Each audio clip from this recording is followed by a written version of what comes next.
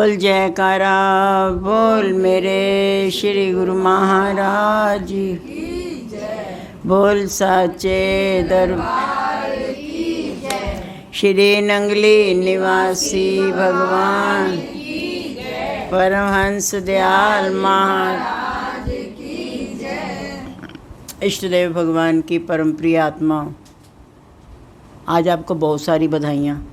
एक तो पहला संडे आज हुआ, दूसरा इस आश्रम की आज ओपनिंग है। ये मुझे नहीं याद कितने साल हो गए।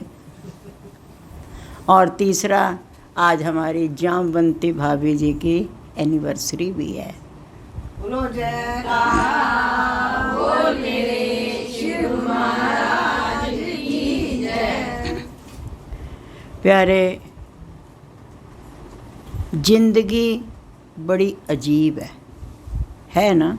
लगती है आप लोगों को कि नहीं लगती? मुझे तो लगती है। एक बार एक वृद्ध बाबा एक महात्मा जी के पास गया और जोर जोर से रोने लग गया। महात्मा जी ने कहा, भाई क्या हो गया? सब घर पे ठीक है? कहता बिल्कुल ठीक है। बाल बच्चे ठीक हैं? कहता बिल्कुल ठीक है। और ज़ोर से रो पड़ा। उन्होंने कहा, तुम्हारे परिवार में सब रिश्तेदारी में सब कुशलम मंगलम? कहते बिल्कुल कुशलम मंगलम। फिर रोने लग गया। मैंने पूछा, बात क्या है? कहता, जी मैं ही ठीक नहीं हूँ। आपने सबका पूछा पर मेरा ही नहीं पूछा। कहते, तू तो ठीक ठाक बैठा दिख रहा सामने। कहता, नहीं, मैं इसमें सबसे ज़्यादा दुखी हूँ। महात्मा जी ने पूछा, क्यों, क्या हो गया? कहता, मैं आपके पास बहुत समय पहले आया था। उस वक्त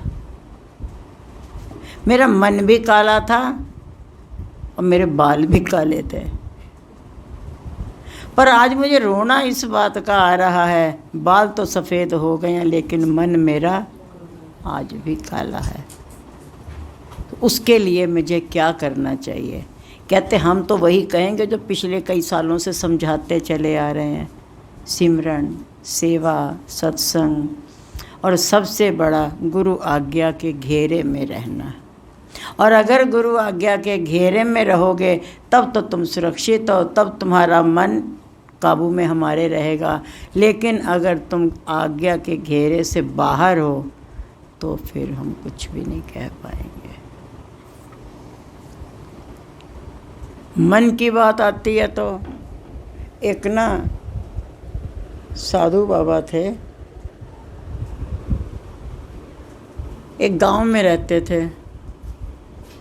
पूरे गांव से कभी कोई उनको अपने घर खाने के लिए बुलाया करता था।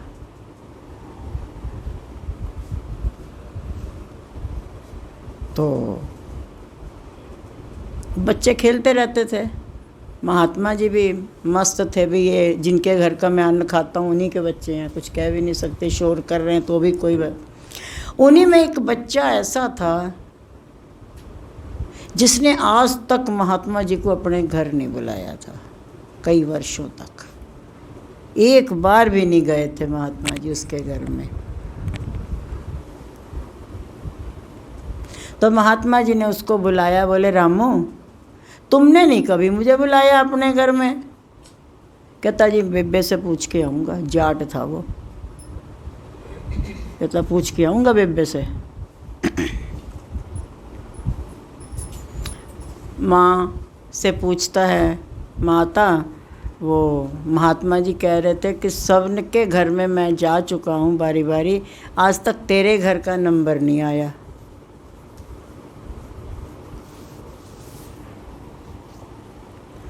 तो माँ को ये मालूम था कि इसका पिता किसी को मानता नहीं है। इस उनके डर से महात्मा जी कहते थे, मैं घर पे ही आऊँगा, झोंपड़ी में मेरे पास कुछ मत देना क्योंकि कोई बर्तन ना है मेरे पास। घर पे ही आ जाऊँगा, वहीं पे खाऊँगा, अपने बर्तन तुम साफ़ करो, मैं चला आऊँगा।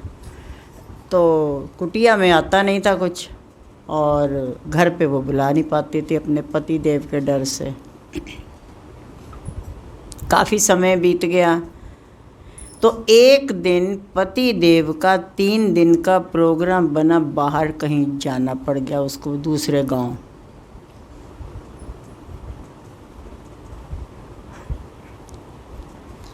तो उस रामू की माँ ने रामू से कहा, बेटा कल तेरे पिता जा रहे हैं, तो तू ऐसे कर, उनको बुला ले अपने, कल उनसे कहो हमारे यहाँ खाना खा लेंगे। महात्मा जी ने भी सोचा ये बड़ा सेठ बंदा है, देखो कुछ खिलाएगा भी अच्छा और गांधी भी बढ़िया वाले देगा। महात्मा जी अपना बड़ा सज सजा के वहाँ पहुँचे। वहाँ जब पहुँचे, अभी वो बैठे ही थे कि किसी कारणवश वो जाट भाई वापस आ गया। अब उसको दिक्कत ये होगी कि मैं इसको छिपाऊं कहाँ, और उसको ना जल्दी जल्दी में उसे कुछ नहीं सूझा। वहाँ चक्की पड़ी थी तो उसके पास वो गेहूँ पीसने को रखे हुए थे, तो वहीं पे उसने जो है उसको बैठा दिया कि तू गेहूँ पीस, तो फटाफट अपनी ना चुन्नी सी उसके ऊपर डाल दी और ये कर दिया कि इतने में जैसे ही वो आगे आया तो बोला, ये कौन है? कहते वो मेरी सहेली है, तो गेहूँ काफ़ी ज़्यादा थे पीसने वाले, तो मैंने इसको बुलवा लिए थे, इसे पैसे की ज़रूरत थी तो मैंने कहा कि पीस जा, अब दे देंगे उसको कुछ, तो इसका भी गुजारा हो जाएगा, अपनी भी आटा काम आएगा। जाट ने कहा ठीक है। उसने सोचा शायद ये अभी जाएगा, लेकिन उसका पता नहीं वो प्रोग्राम ही कैंसिल हो गया था। वो तो भाई साहब वहीं के वहीं जम गए।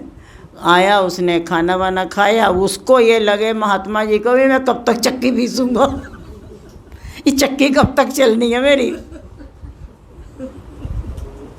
बड़ी दिक्कत हो गई उनको, तो एक तो गर्मी, ऊपर से घूंघट, ऊपर से चक्की, तो उनको बड़ी बॉदरेशन सी खड़ी होगी बेचारों को। खैर अब मजबूरी है उनकी भी, रोटी खानी है जाट के घर में। खैर थोड़ी देर के बाद जैसे वो जाट भाई खाना वाना खा खू के फ्री हो के लेटा, तो उसने फटाफट उसको कहा, बाबा जी आप जाओ, रोटी उधारी रही, फिर कभी खिलाएंगे। तब तक उसने काफ़ी गेहूँ पीस मारी थी। तो उसके बाद में जो है फिर दोबारा उसने गलती से भी नहीं सोचा कि मैं महात्मा जी को घर बुलाऊंगी। और एक दिन वही जो उस समय का पेंडिंग काम था, वो जाट भाई को फिर याद आ गया, कहता मुझे अब जाना है, और वो सच में ही जो अपना खाना वाना पैक करा के वो सच में ही चला गया।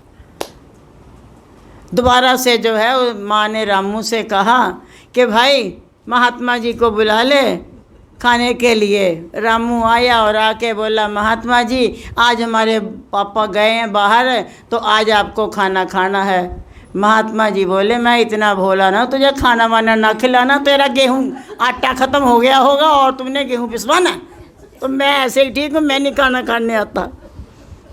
तो ये तो हमारे मन की हालत है। उस समय अगर हम ये सोचे भी, मतलब कमाल की बात है कि हर बार गेहूँ पिसवाया जाएगा, ये मन की स्थिति है हमारी।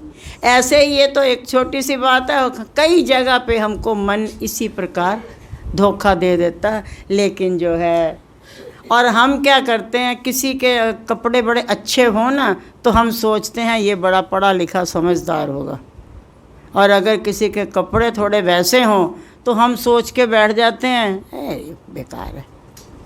पर हम बताएं, कपड़ों से व्यक्ति की एजुकेशन के बारे में कुछ नहीं तुम जान सकते। लेकिन ये आज का है वो, इस माया के 3 नाम, परसू परसा लाला परसराम। मगर हकीकत ये है कि फ़कीर लोग जितने टॉप पे गए हैं वो ऐसे फक्कड़ से बने रहते हैं। तुम्हारी मर्जी है तो आ जाओ, वरना जाओ, मत भीड़ लगाओ हमारे पास, चलो। एक बार ना राजा को पता नहीं क्या सूझी, राजा ने ना अपने शहर में ऐलान करवाया, भाई सब लोग अपने अपने मुझे घोड़े दिखाओ, जिसका घोड़ा टॉप का होगा, जिसके घोड़े के अंदर कोई ख़ास गुण होगा, उसको मुंह मांगा इनाम दिया जाएगा। और अगर वो अपनी शर्त पे पास ना हुआ तो उसके घोड़े को मार भी दिया जाएगा।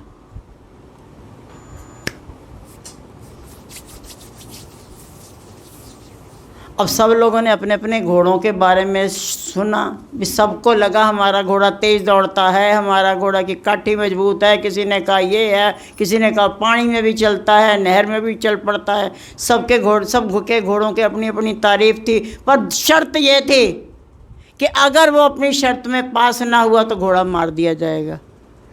अब एक व्यक्ति बूढ़ा, जिसके घोड़े को खुजली पड़ी हुई थी, खुजला खुजला के उसने हालत ख़राब कर रखी थी, खुजली वाला घोड़ा वो लेके आया अपने राजा के पास। और लोगों ने कहा भी तेरा दिमाग ख़राब है, इसको खुजली पड़ी हुई है, ये क्या है ये? कहता इसकी बड़ी तारीफ है, इसके अंदर गुण है एक, मैं बताऊंगा राजा को। कपड़े उसके ऐसे ही थे बेचारे के, वृद्ध था एक, तो वही अपना लपेट रखा था उसने, कपड़े उसके जैसे भी थे, और एक उसका घोड़ा वैसा खारिश का मारा हुआ। प्यारे धीरे उसको रास्ते में मंत्रियों में भी रोका, सब ने रोका, पर उसने नहीं सुनी। कहता जी मैं तो सीधा सीधा राजा को ही बताऊंगा। अब वो चला गया राजा के पास। जिस दिन होना था उस दिन सब लोग अपने अपने घोड़े लाए, सबके घोड़े तो जो थे सो थे, पर राजा सबसे पहले इसी का घोड़ा देख करके चौकन्ना रह गया। भी तेरे घोड़ा खुजली देखी कितनी बड़ी, इसको सब जख्म हो रखे हैं खुजली कर करके, तो तू इसका क्या गुण है? बोले महाराज मेरे घोड़े के अंदर एक ऐसी तारीफ है जो किसी के घोड़े में ना होगी। उसने कहा ऐसी क्या तारीफ है? कहते जिसके हृदय में बिल्कुल सच्चाई और सफाई होगी, वो वाला बंदा अगर इस घोड़े पे चढ़ के बैठेगा तो उसको कुंठ का दरवाजा नजर आएगा।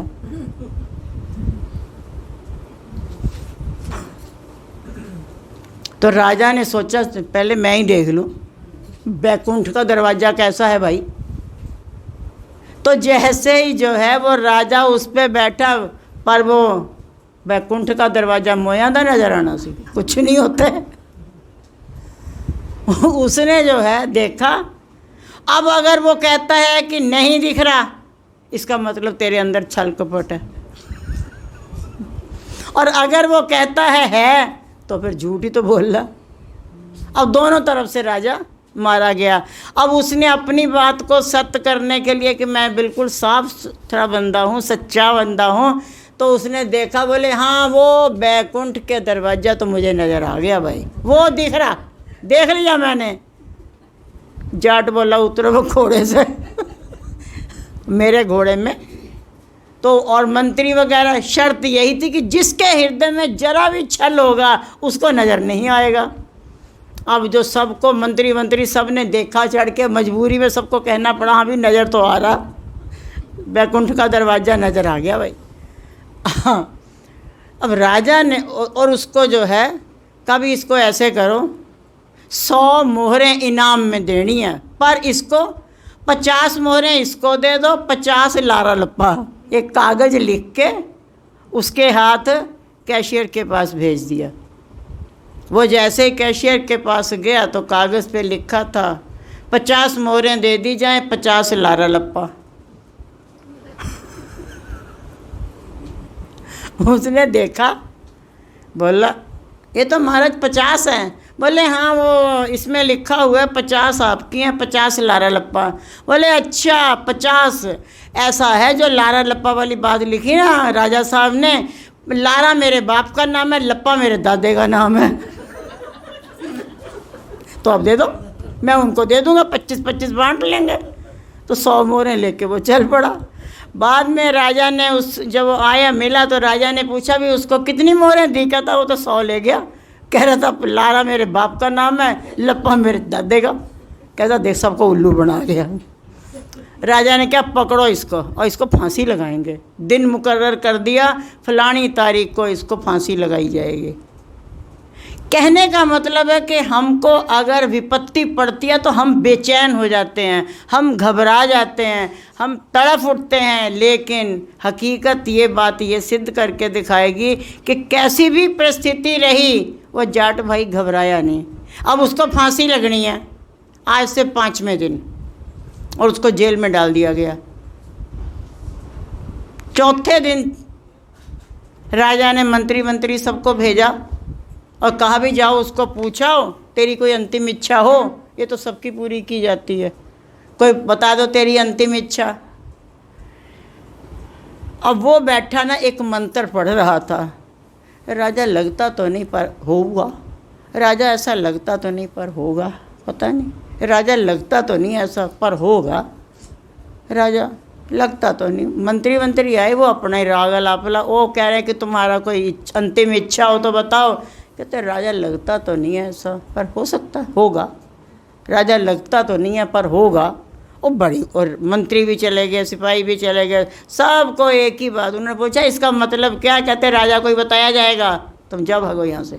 और जेल में बैठा बैठा एक ही बात कहे जाए, राजा लगता तो नहीं ऐसा पर होगा, लगता तो नहीं है होगा पर। आखिर राजा ही आया, बोले देखें भाई ये कौन सी मंत्र की बात है, लगता तो नहीं पर राजा होगा, लगता तो नहीं पर राजा होगा, हो सकता है होगा, लगता तो नहीं है पर होगा। तो राजा ने आए और आकर के पूछे भाई कोई तेरी अंतिम इच्छा है? बोले राजा आप लगते तो नहीं है पर होंगे। राजा साहब लगता तो नहीं पर होंगे। राजा ने कहा ये क्या है, इसका क्या मतलब है?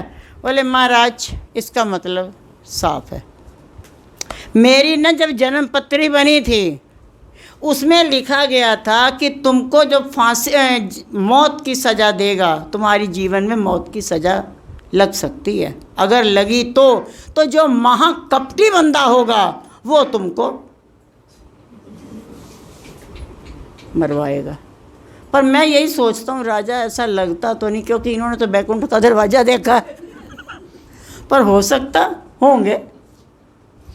राजा को बड़ी हंसी आई। राजा ने कहा निकाल लो इसको बाहर, ये बूढ़ा वैसे मरमरा जाएगा, काहे इसको फांसी दे करके जो अपनी फांसी की जो है तौहीन करनी है, उसको मुक्त कर दिया। लेकिन हम लोग घबरा जाते हैं ना, अरे क्या होगा, अरे क्या होगा, अरे क्या होगा। और राजा के एक बार मंत्री को किसी बात पे राजा रूस गया और राजा को मंत्री को उसने निकाल दिया। जब निकाल दिया तो मंत्री जो है अपने घर चला गया। बीच में मंत्री के बेटे का जन्मदिन था, वो उत्सव मना रहा था और दूसरे दिन ऐलान कर दिया गया कि जिस दिन उसका जो है जन्मदिन मना रहा था उसके दूसरे दिन मंत्री को फांसी दे देनी है। वो अपना आराम से जो है जश्न मना रहा। उसके पास हुक्मनामा आया राजा का कि तेरे को कल फांसी लगेगी। और जैसे उसने ये सुना कि फांसी लगेगी वो और ज़ोर ज़ोर से खुशियाँ मनाने लग गया, नाचो गाओ धूम मचाओ, नाचो धूम मचाओ, मेरे बेटे का जन्मदिन आया। और गाड़ी नंबर सीट नंबर 1, 2 पे सोना सख्त मना होता है कि अगर ड्राइवर को नींद आ जाए तो गाड़ी सीधी खाई में जाएगी, इसलिए सावधान होकर बैठिए। तो सोने वाले छिप के बैठो पीछे कहीं।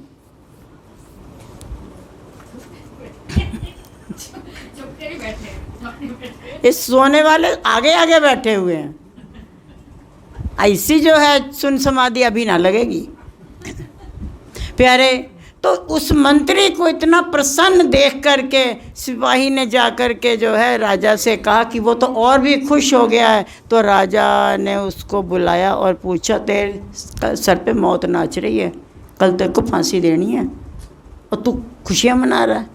कहते महाराज मैं तो आपका बहुत ही धन्यवादी हूँ, बहुत ही धन्यवादी हूँ, क्योंकि कम से कम आपने मेरे को आज की रात तो दे दी ना जीने के लिए। आप मेरे को तुरंत ही बुला करके फांसी दे देते तो मैं क्या कर लेता। इसी शब्दों ने राजा का मन पलट दिया और उसकी फांसी टल गई। तो क्या है प्यारे, हमारे जीवन में बहुत आती हैं उतार चढ़ाव उठा पटक, हम एंड समय पे अपना धैर्य खो बैठते हैं। मेरे पास कुछ आते हैं बंदे जिनकी शिकायतें होती हैं। आप लोग कहोगे यार सत्संग कौन सा है, इसीलिए तो नींद आ रही है। भाई जी की करिए साडे घर बरकत ही नहीं रहिंदी। भाई जी की करिए पैसे आंदे बाद ने पहले खर्च हो जाते ने। भाई जी की करिए साडे घर अशांति बहुत है। ये मेरे पास आती हैं कंप्लेनें। आप में से कौन कौन है जो ये चाहता है कि आप अपने घर के अंदर सुख शांति चाहें और बरकत कृपा और आशीर्वाद फुल बना रहे? कौन कौन चाहता है? सभी चाहते हो, मुझे छोड़ के सब चाहते हो। उसके लिए आप लोगों को कुछ बातों का ध्यान रखना होगा।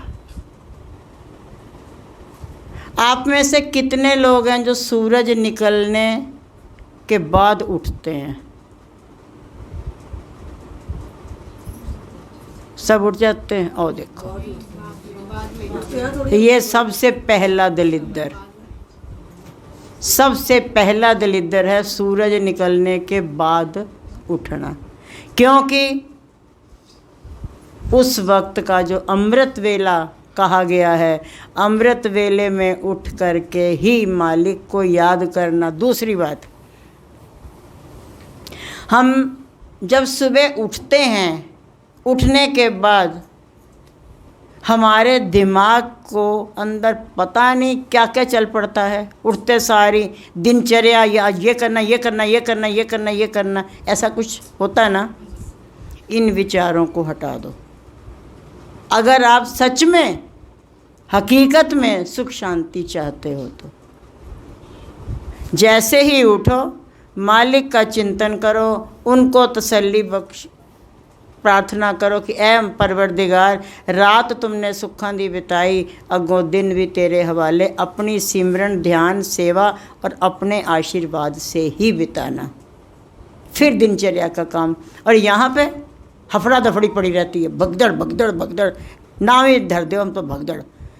अगर हम सूरज निकलने के बाद उठते हैं तो प्यारे इसको या तो चेंज करो, नहीं तो भूल जाओ कि तुम्हारे घर में बरकत और खुशी आ पाएगी। मुश्किल। दूसरी बात, आजकल प्रचलन है बाल खुले रखने का।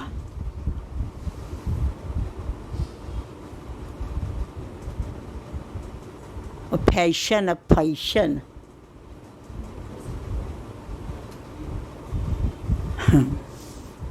माँ द्रौपदी ने एक ही बार बाल खोले थे, कितना बड़ा मैदान लाल हो गया।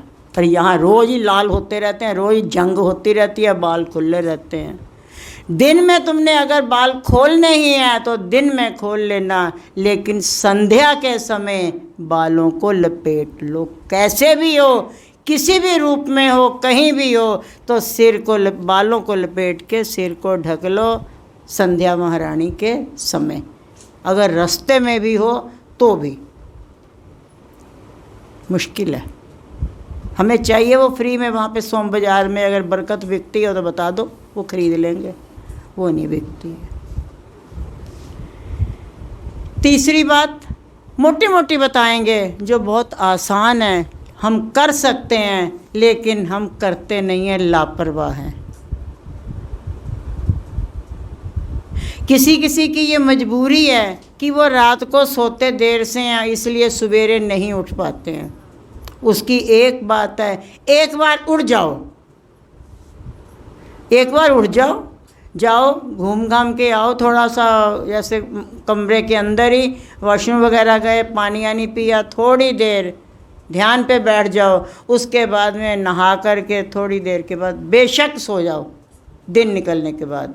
क्योंकि अगर तुम देर से उठते हो इसका मतलब तुम्हारे घर का काम भी तो देर से ही शुरू होता है ना, तो फिर ठीक है, एक बार सारा काम नित्यनेम करके। आज तबीयत मेरी ठीक नहीं, आज हमने भी यही किया। एक बार उठे हैं, नहाए धोए हैं और बैठे हैं, बैठा नहीं गया, लेट गए। गुरमा जी से कह दिया आज आप मेरा भजन करो, लेकिन फिर उठ गए थोड़ी देर बाद, क्योंकि तबीयत कई दिनों से ऐसे चली, अब दिन पर दिन बोलती चली जा रही है। प्यारे, उसके बाद में आप लोगों के घर में किसके किसके घर में तुलसी का पौधा है?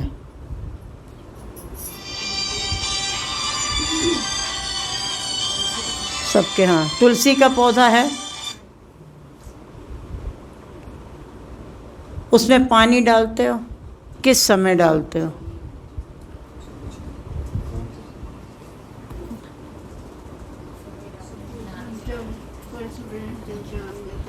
हैं?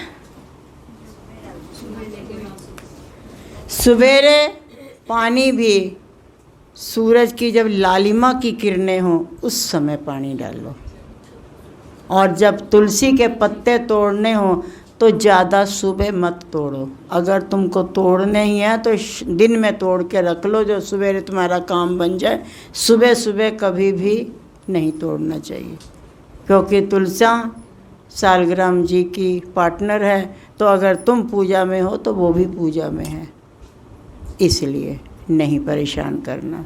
और उसके अलावा भी एक बुधवार का, शनिवार का, इतवार का, ये 2-3 दिन है, उस दिन तो नहीं छूना।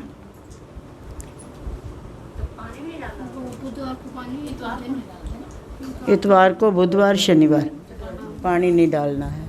और दूसरा ये है कि उसके आसपास कभी भी कोई अशुद्ध चीज़ ना रखो। अब तुलसी रखी तुमने, पास ही में झाड़ू पोछे सजा दिए, कोई ऐसे अंधे गंदे संदे कपड़े पड़े सुखा दिए, तुलसी महारानी तुम्हारी सूख जाएंगी। और जैसे वो सूखेंगी तैसे ही इधर से बरकत भी। जब समुंदर मंथन हुआ था ना, तो उसमें से 2 देवियाँ निकली थी, एक लक्ष्मी और एक उसकी बड़ी बहन अलक्ष्मी। तो जब लक्ष्मी देवी निकल पड़ती हैं तो फिर लक्ष्मी जी कहती हैं अब तो मेरा ही वासा है, अब मेरा ही राज है। तो कुछ एक बातें हैं प्यारे, अगर हम घर में प्रेम प्यार चाहते हैं। आटा गूंथते हो, कैसे गूंथते हो, क्या डालते हो आटे में?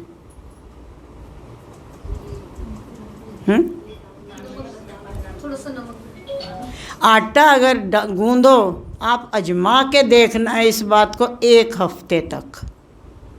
आटा गूंदना, और आटा गूंदते समय थोड़ा सा घी डाल देना, थोड़ा सा नमक डाल देना, कुछ नहीं रोटी में फ़र्क पड़ने वाला, और 1 चुटकी भर हल्दी डाल देना, और 1 ही चुटकी भर चीनी डाल देना।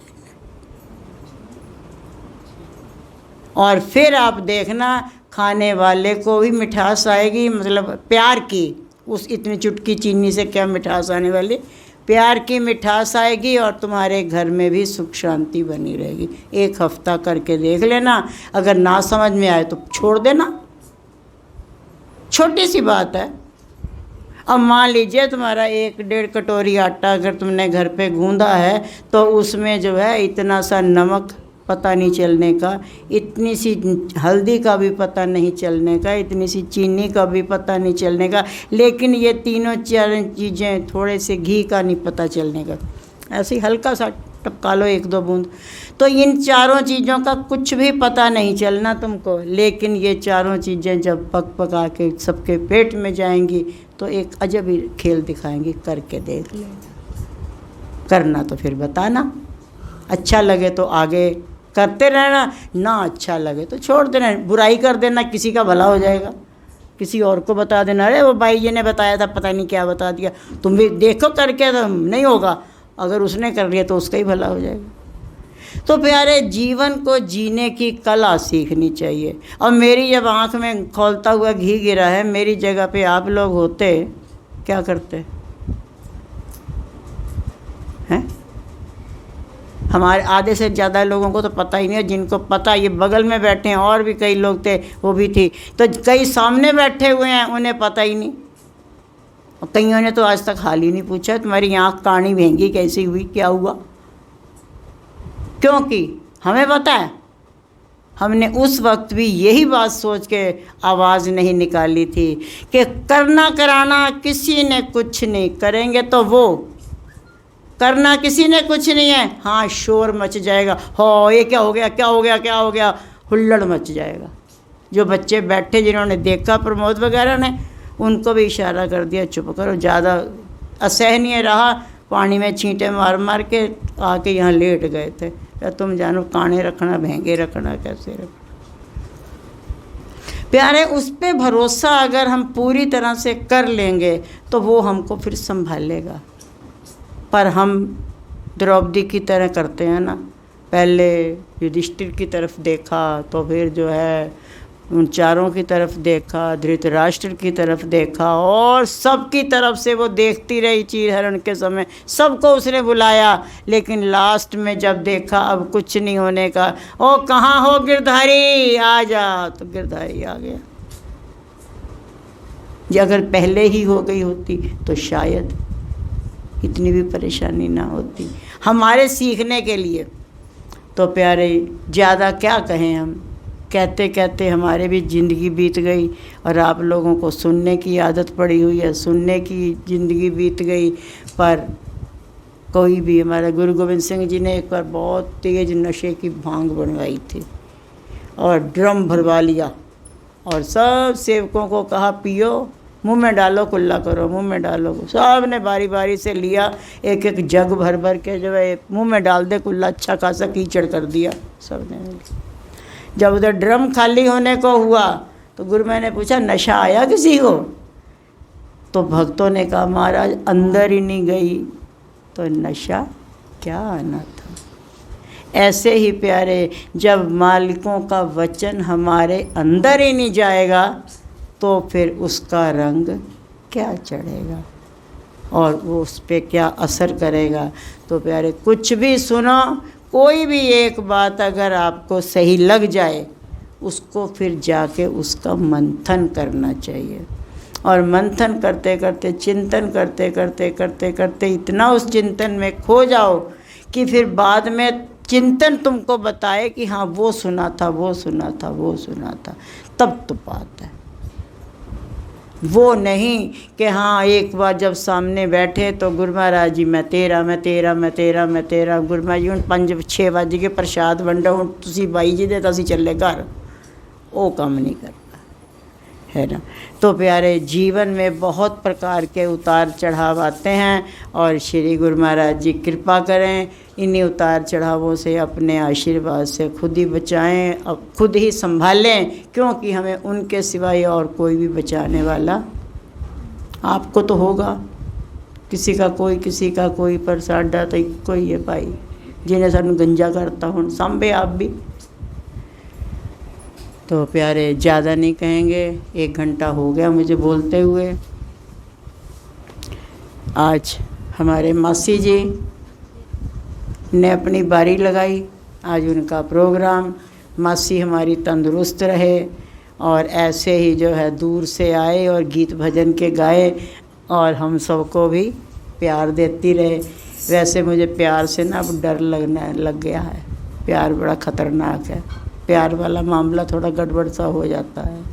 पर मालिक से मांगेंगे कि मालिक मासी जी का प्यार सानू इदा ही मिलता रहे, क्योंकि प्यार वाले बंदे वो पहले ही थे, बुजुर्ग लोग ही हैं प्यार के बंदे। और आजकल तो बस जी, आजकल प्यार कहाँ किसको कहते हैं, सब तरफ वो गंदी दी चलती है, प्यार व्यार कोई नहीं पूछता, सब एक ही मामला है। प्यार मिलता है तो बुजुर्गों में, बड़े लोगों में, बाकी तो सब खाना पूर्ति कर रहे हैं।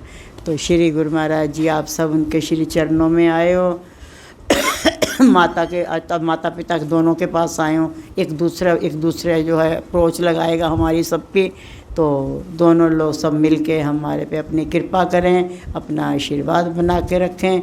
और इसी के साथ ही वाणी को विराम देंगे। बोलो जयकारा।